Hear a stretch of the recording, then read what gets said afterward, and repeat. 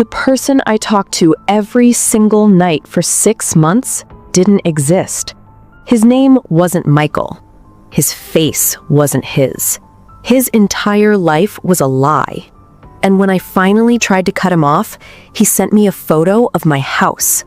Then he showed up at my door at 11 p.m., pounding, screaming my name.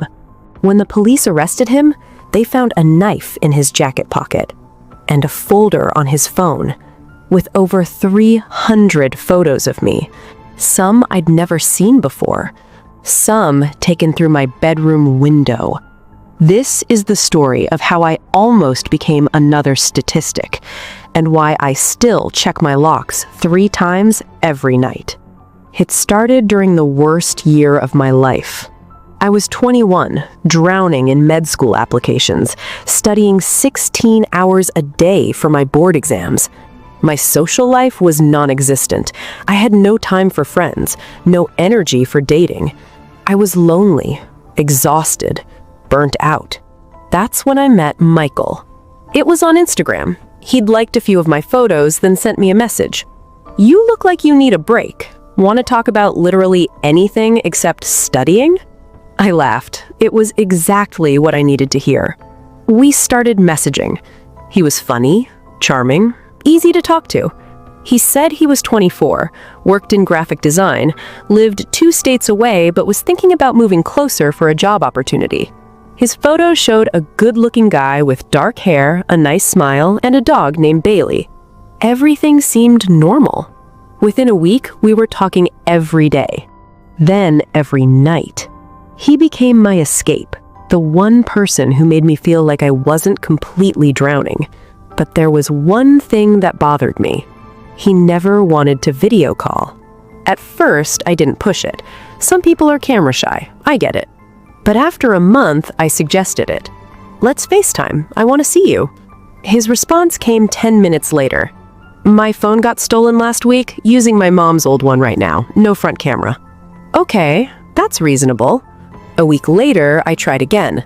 "What about your laptop?" "Camera's broken. I've been meaning to get it fixed, but work's been crazy." I started to feel uneasy. But he was so attentive, so supportive. He'd text me good morning every day, send me motivational quotes before my practice exams. He made me feel seen. So I ignored the red flags. Big mistake. About 2 months in, the requests started. It began subtly. "You're so beautiful. Send me a photo." I'd send a selfie. Nothing suggestive, just me smiling. "You look amazing. Do you have anything more personal?" My stomach tightened. "What do you mean?" "You know, something just for me." I shut it down immediately. I'm not comfortable with that. Relief, temporary. He apologized, said he understood, promised he wouldn't ask again. But he did. Again and again and again. Every few days, he'd find a way to bring it up. "Just want to feel closer to you. Don't you trust me?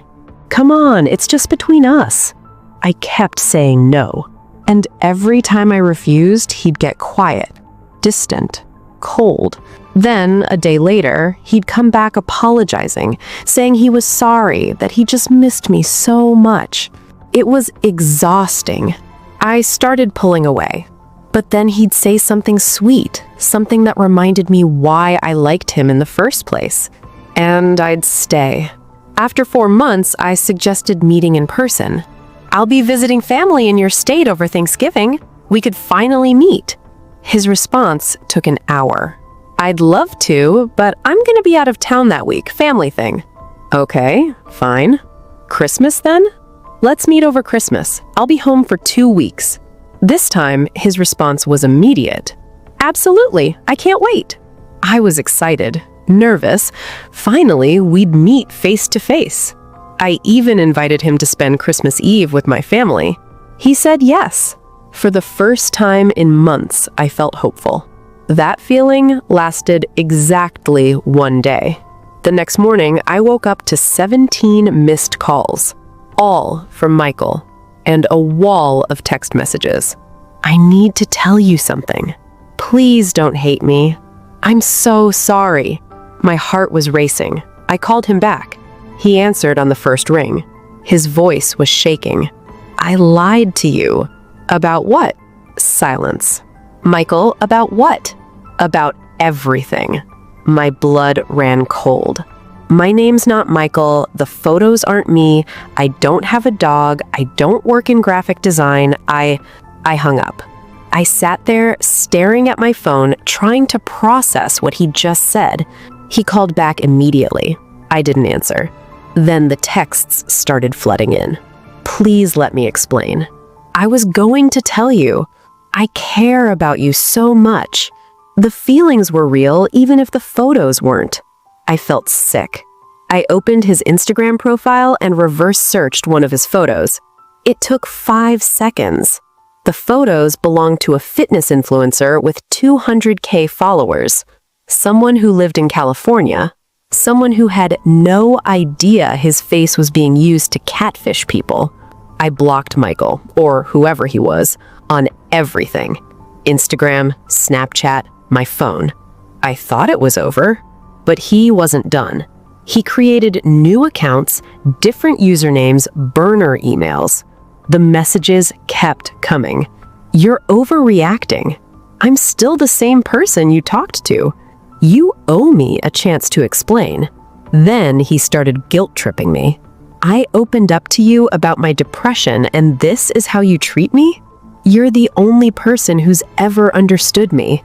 If you leave, I don't know what I'll do. I didn't respond, but the messages didn't stop. For 3 weeks, he found new ways to contact me. Finally, I changed my number. For 6 months, I heard nothing. I started to move on, started to forget.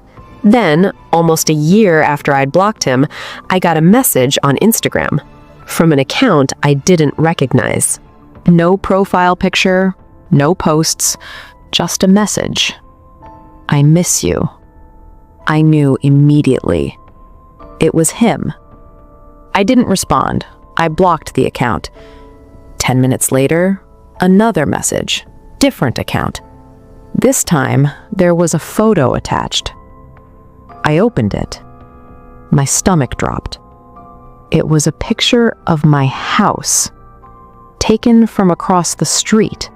I ran to my bedroom door and locked it. The pounding got louder. Bang, bang, bang. Sarah, please, I just want to talk. I could hear him trying the doorknob, shaking it. Then the pounding stopped. For a moment, everything went silent. I held my breath. Then I heard footsteps around the side of the house, toward my bedroom window. I ducked down, heart hammering in my chest. A shadow passed by the window. Then I heard tapping, soft at first, then harder. He was knocking on my window. I can see your light on, Sarah. I know you're in there. Tears were streaming down my face. The 911 operator was still on the line. Officers are 2 minutes away. Stay on the phone with me. Those 2 minutes felt like hours. Finally, I heard sirens. The tapping stopped.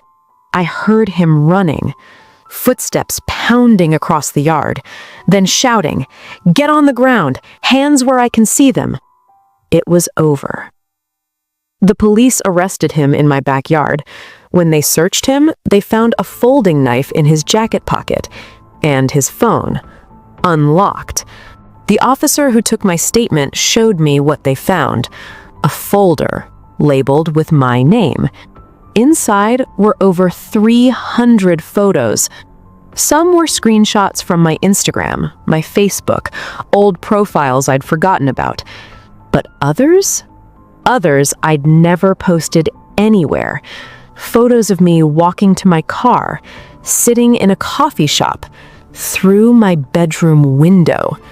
He'd been watching me for months, maybe longer. The officer's face was grim. "You're lucky you called when you did. This guy, he had a plan." They charged him with stalking, criminal trespass, possession of a weapon during a felony. He pleaded guilty, Got 3 years, but he'll be out in 18 months. I have a restraining order now. It's supposed to make me feel safe. It doesn't, because I know that when he gets out, he'll come looking for me again. People like him don't just stop. I moved 6 months ago. New city, new apartment, new job. I deleted all my social media, changed my number again, started over. But I still check my locks 3 times before bed. I still look over my shoulder when I'm walking alone. And sometimes, late at night, I get this feeling like someone's watching. Last week, I was getting groceries. I felt it again, that crawling sensation on the back of my neck. I turned around. There was a man standing at the end of the aisle, staring at me. For a second, our eyes met. Then he smiled and walked away.